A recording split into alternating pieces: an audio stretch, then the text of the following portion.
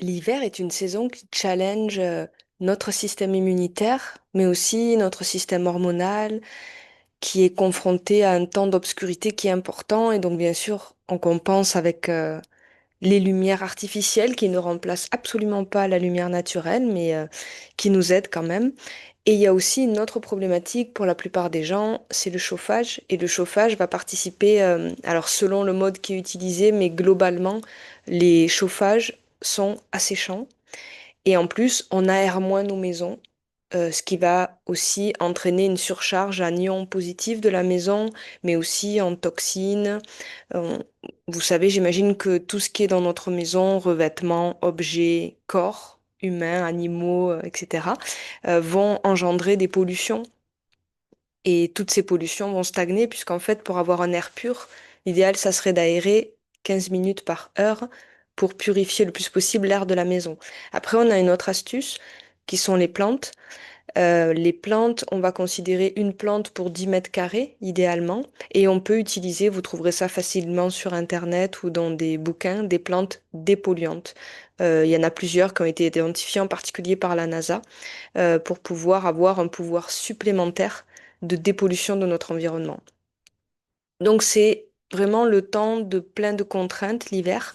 Alors je parle bien sûr de l'hiver en France, en tout cas c'est ici que je m'exprime, où pour la plupart des régions quand même on a du froid plus important et un temps d'obscurité donc qui est majeur au niveau du solstice du 21 décembre. On va avoir les jours les plus courts et puis après ça va petit à petit se rallonger mais on reste quand même sur ces contraintes-là.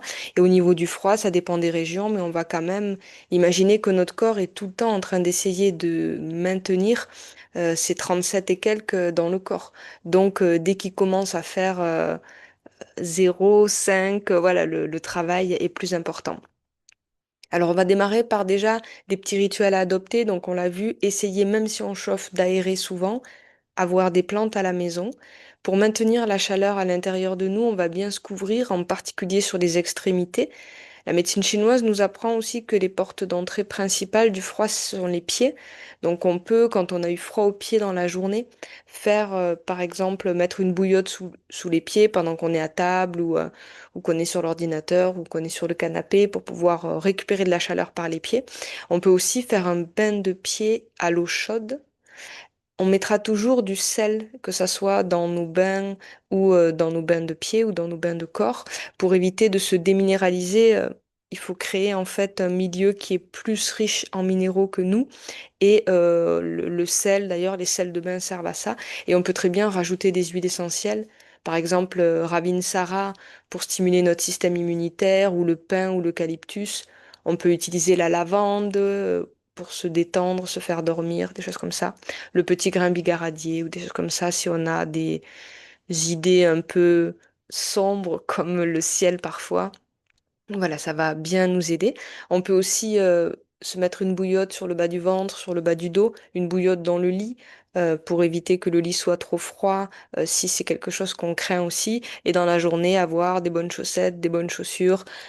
On perd aussi la chaleur par les mains, le sommet du crâne. Donc, il y a des gens pour qui c'est vraiment précieux de pouvoir s'habiller de bonnets, de casquettes rembourrées, de choses comme ça, porter des gants. Enfin, en tout cas, éviter que le froid attaque le corps. Alors, je sais qu'il y a tout un tas de théories et d'expériences sur se confronter au froid pour stimuler le nerf vague, la dopamine, etc. Oui, et en même temps, ça doit être à des moments choisis et parce qu'on a les ressources suffisantes et petit à petit, par exemple, faire un petit peu de froid dans la douche et puis revenir sur du chaud ou changer. Il y a des gens qui après arrivent à se doucher à l'eau froide toute l'année, bien sûr, mais si on est dévitalisé, fatigué, que le froid vraiment rentre à l'intérieur de nous, nous empêche aussi de digérer, de nous sentir bien, on n'a pas non plus une guerre à faire contre soi-même avec le froid. D'après la médecine chinoise, le froid est vraiment quelque chose qui attaque le corps comme le vent, comme l'excès de chaleur aussi. Donc, selon notre niveau de vitalité et notre rapport avec cette condition climatique, c'est quand même important d'essayer de chasser le froid du corps. Et d'ailleurs, on peut utiliser aussi des épices, des bouillons, des choses comme ça. À savoir que le bouillon aura aussi l'intérêt, donc en buvant des bouillons, donc soit des bouillons type végétarien avec des épices, des aromates, un peu bouquet garni, des légumes, du poireau, des choses comme ça. Et on peut aussi avoir des bouillons d'os qui vont avoir l'intérêt en plus de nous complémenté en collagène, un collagène très biodisponible, le collagène permettant la tenue de l'intégralité de nos tissus internes. Souvent, les gens utilisent le collagène par la peur ou la lutte contre les rides apparentes, mais en fait, le collagène est encore plus indispensable à la vie intérieure tissulaire et organique en général et osseuse, etc. Donc voilà, ça peut être intéressant aussi de partir sur des bouillons. Les épices, c'est un peu à double tranchant parce que certes, ils réchauffent, mais ils assèchent pour la plupart. Surtout que ça va ensemble en fait. Si on s'échauffe, on s'assèche. Il en va aussi de même pour nos intérieurs, en sachant que en France, on n'est pas sur un climat tropical.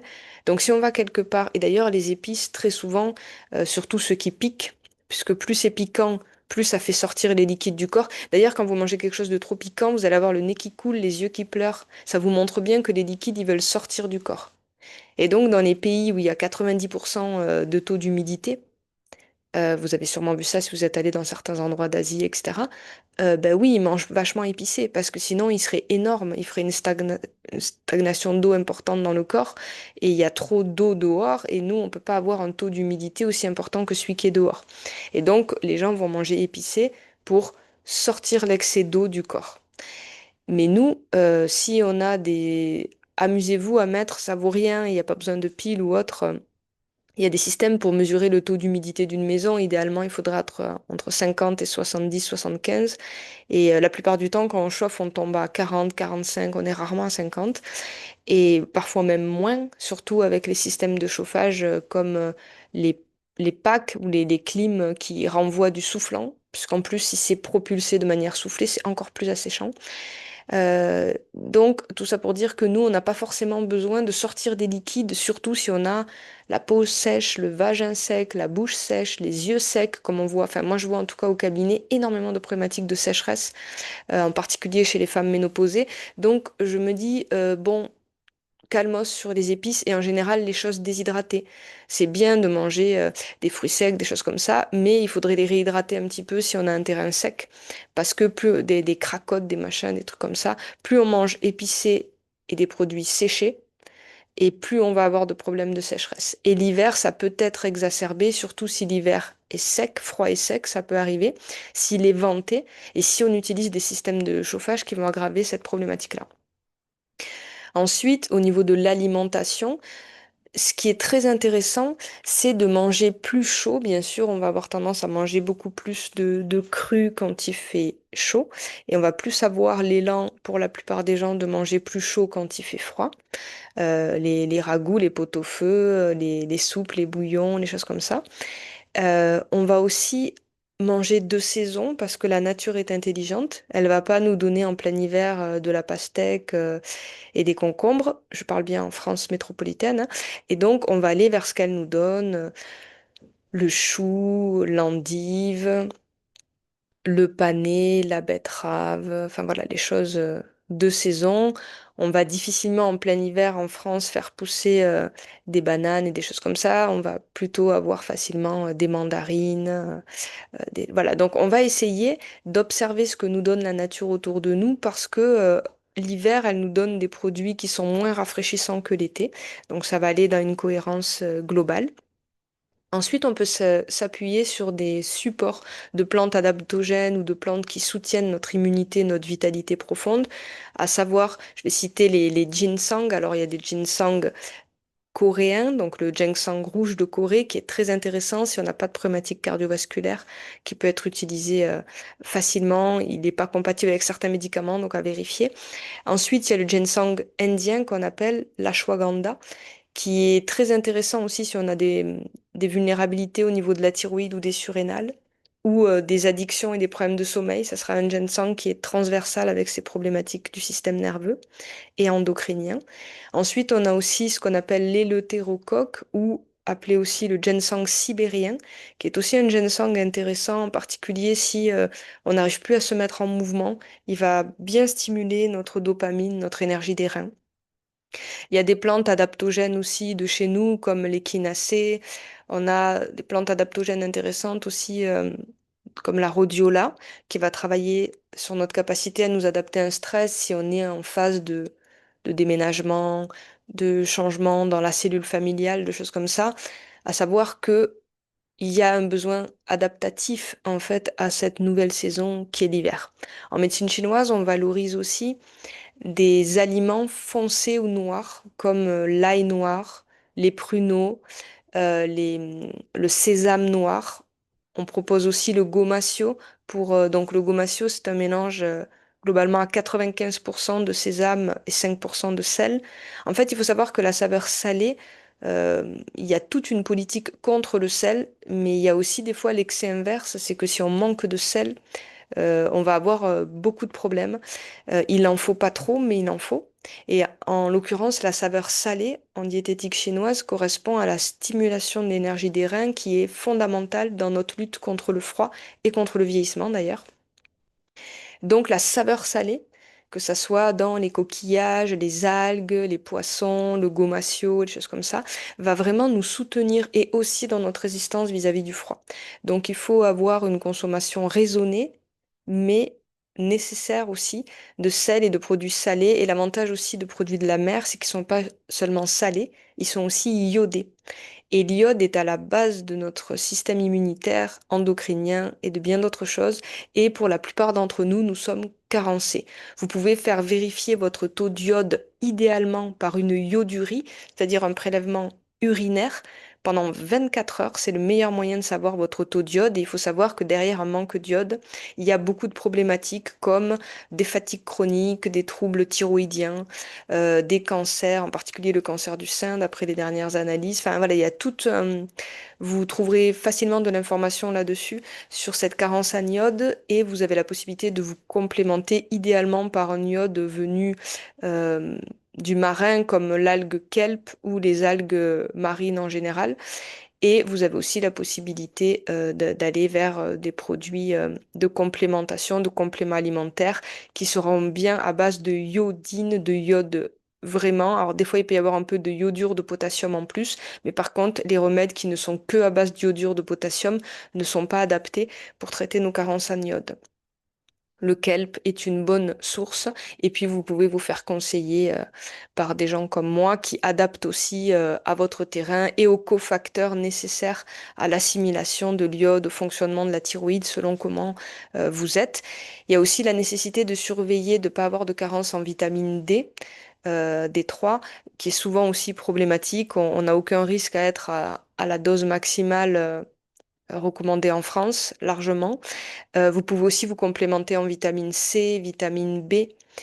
Si vous êtes complètement à plat, peut-être que la tyrosine pourrait vous soutenir, qui va stimuler votre sécrétion de dopamine, qui a tendance à suivre un petit peu le rythme de la lumière.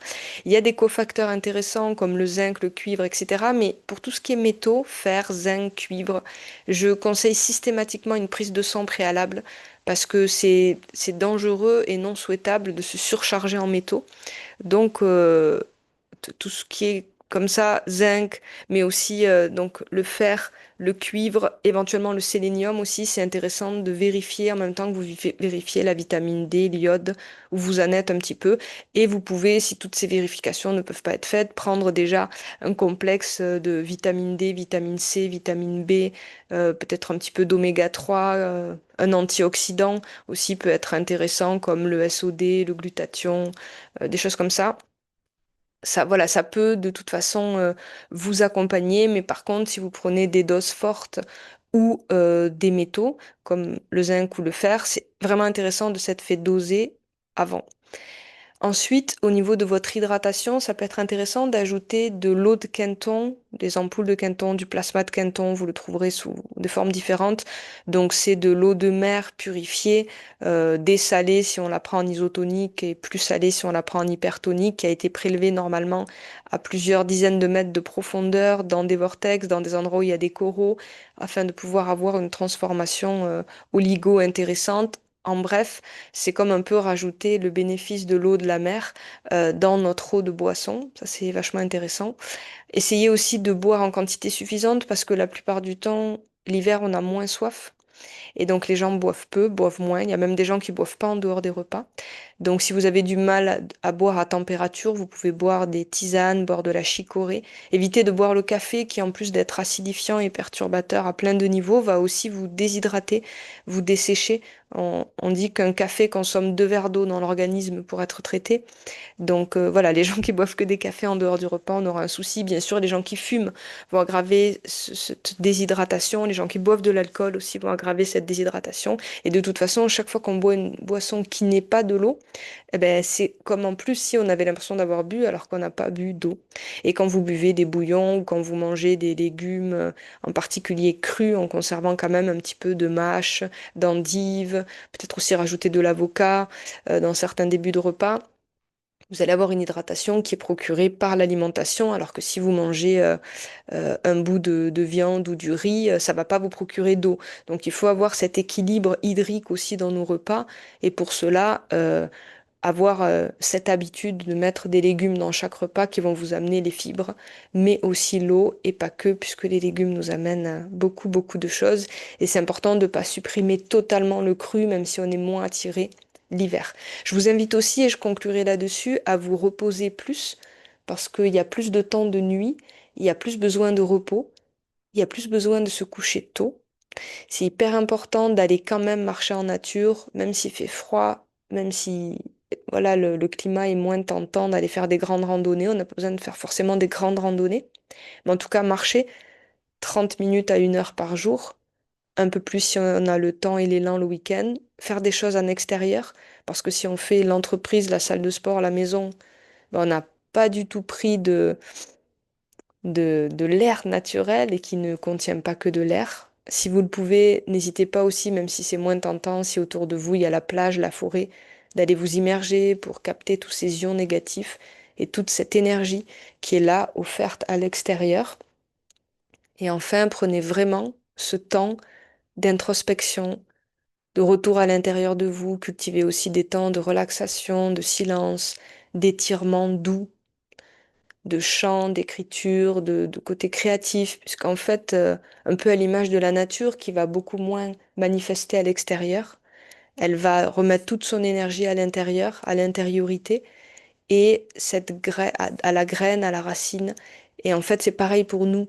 C'est très important au cœur de l'hiver de retourner voir ce que nous sommes profondément, cultiver cette connexion avec l'intériorité, prendre soin de nos profondeurs, se reposer beaucoup plus, passer beaucoup plus de temps à recharger, à restaurer, à régénérer qu'à dépenser de l'énergie pour parfois parler pour rien, faire des écrans pour rien, s'agiter, à vouloir absolument sortir, faire des choses à l'extérieur, alors qu'on a tout intérêt à prendre un petit bouquin ou se mettre une petite séance de relaxation, respirer, écrire, conscientiser, être avec soi-même, être dans le silence ou être auprès d'un arbre, poser les mains sur un arbre pour se décharger et limiter tout ce qui nous bouffe de l'énergie, tout ce qui nous empêche de nous régénérer, comme les conflits, les ressassements, mais aussi les temps au contact des ondes électromagnétiques artificielles. Donc je vous invite à couper la Wi-Fi la nuit, ne pas mettre de téléphone à la charge à la tête de lit, éviter de faire des écrans quand c'est pas nécessaire, désactiver les onglets Bluetooth, Wi-Fi, données cellulaires de votre smartphone afin qu'il émette moins de rayonnement, limiter le temps d'écran non indispensable à votre travail ou à la gestion de votre quotidien. Et prenez soin de vous parce que personne ne le fera à votre place.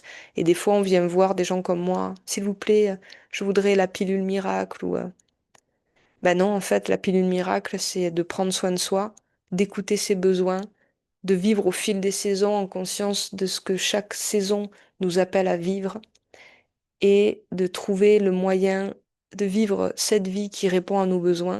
Et pour ça, parfois, quand on se sent pas équilibré, il faut prendre un peu de recul pour voir qu'est-ce qui va plus, qu'est-ce qui nous correspond plus dans notre vie, que ce soit relationnel, professionnel, nutritionnel, psychologique, et de prendre le temps de faire ce qui est bon pour nous. Je vous souhaite le meilleur pour cet hiver et aussi si vous avez la possibilité de partager des moments tendres, des moments d'amour, des moments de communion avec les autres, non pas pour régler des comptes ou pour avoir raison, mais juste pour être relié à ce qui nous relie.